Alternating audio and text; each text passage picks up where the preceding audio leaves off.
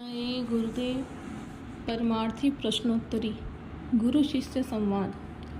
प्रश्न: स्वामी जी, मैं अपनी पसंद के लड़के से विवाह करना चाहती हूँ। उत्तर: माँ बाप की रजामंदी हो तो बहुत अच्छा है।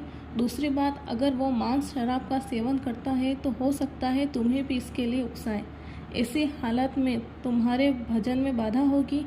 तीसरी, अपनी ही जाति बिरादरी की शादी अच्छी होती है। वो जो सामाजिक रीति रिवाज है वो ऋषियों मुनियों के बनाए हुए हैं और महात्मा उनमें दखल नहीं देते।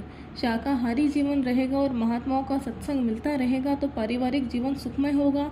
अपना भजन जारी रखोगी तो आध्यात्मिक उन्नति भी जारी रहेगी। परमात्मा को प्राप्त करना ही जीवन का लक्ष्य होना चाहिए। प्रश्न: स्वामी जी, ध्यान भजन का रास्ता बड़ा कठिन मालूम होता है, कैसे होगा?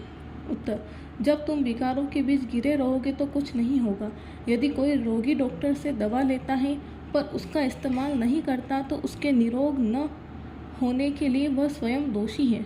रास्ता मिला है तो भजन करना चाहिए। मन को रोककर साधना करोगे तो अवश्य अनुभव होगा।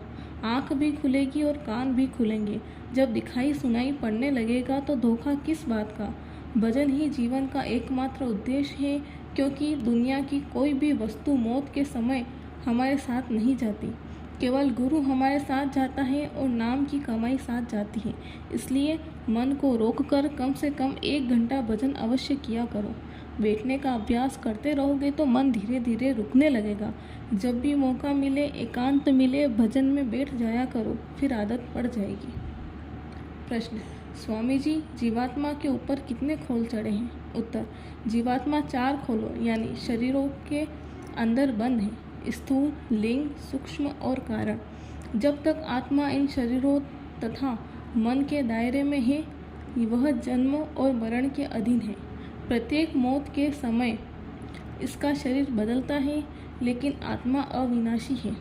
शरीर का परिवर्तन यानी विनाश होता है, पर आत्मा का नहीं। आत्मा पिछले कर्मों के अनुसार नया जीवन धारण करती है। कर्म के बिना काया नहीं होती और काया के बिना कर्म नहीं होते। प्रत्येक कर्म जो किया गया है वो अपना असर मन पर छोड़ गया है। यह अभी हमारी स्मृति में भले ही न हो, पर यह कभी भी उपस्थित हो सकता है।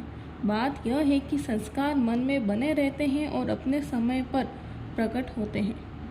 अब जब तक सभी संस्कार जो तब से इकट्ठे हो रहे हैं जब से आत्मा मन और शरीर के देश में आई है, मिट नहीं जाते। आत्मा आज़ाद नहीं होगी और तब तक कर्मों के अधीन रहेगी। कर्म तब बनता है जब आत्मा मन को क्रियाशील बनाती है, और यह तब होता है जब आत्मा शब्द का पल्ला छोड़कर मन का साथ ले लेती है। जब तक आत्मा शब्द के साथ जुड़ी रहती है तब तक यह मन से आज़ाद रहती है। जय गुरुदेव। विपत्ति भली गुरु संग में, काया कसोटी दुख, सुरती शब्द में लय करे, पावे असली सुख। जय गुरुदेव।